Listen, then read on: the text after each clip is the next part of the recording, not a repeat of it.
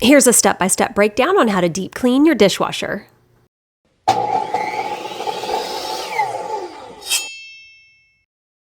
It's recommended to do a full deep clean at least once a month. We'll start by cleaning the filter. Most are located on the bottom. Consult your owner's manual to find out where yours is. I usually clean mine after every load, but I purposefully left this for a few days because I wanted you to see just how bad it can get in that short amount of time.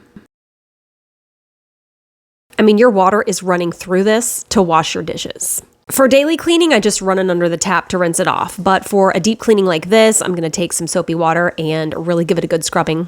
Afterward, give it a good rinse, and this is what it now looks like. So much better.